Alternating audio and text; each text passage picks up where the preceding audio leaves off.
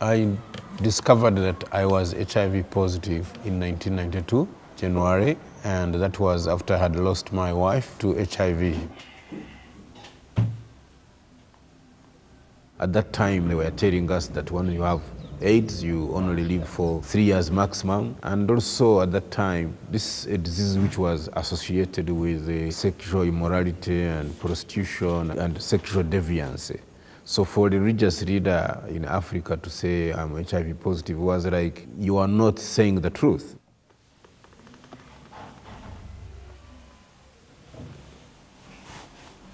I give messages, first of all, to let people know that everyone is vulnerable to HIV. I try to dispel the myth that HIV is a disease of homosexuals, a disease of prostitutes, a disease of truck drivers.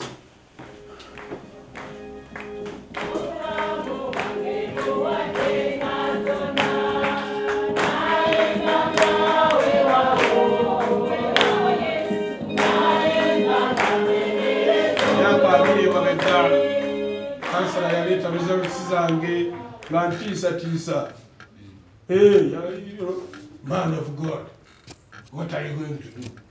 Of course, the biggest issue was whether I should disclose or whether I should keep the news to myself. So the biggest thing I had to pray to God was to give me courage to speak out.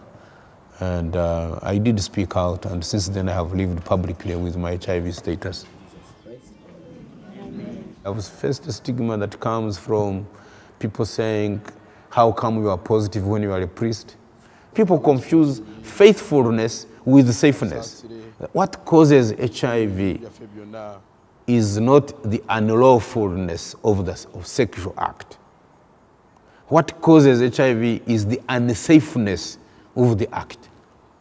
That distinction is blurring of issues is the one which still causes the stigma around HIV, and you see people hesitating to say I'm positive, because if they say I'm positive, then it will be like they are admitting of their sexual past.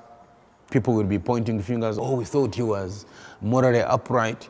But my spiritual status will tell you very little of my HIV status. And my HIV status will tell you nothing about my spiritual status. People should separate that.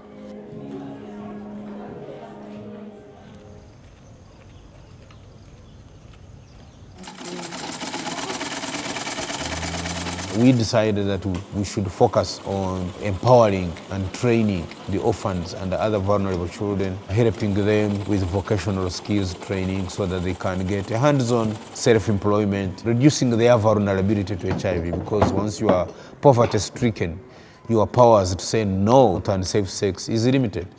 But once you have an income and you believe in yourself, you have hope for tomorrow.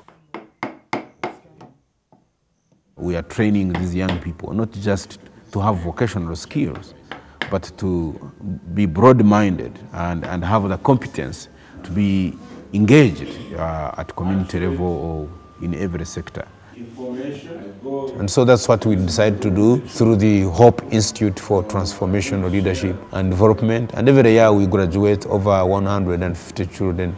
If I must have sex, then that sex must not mix the body fluids. It's really dangerous. Get the point? Huh?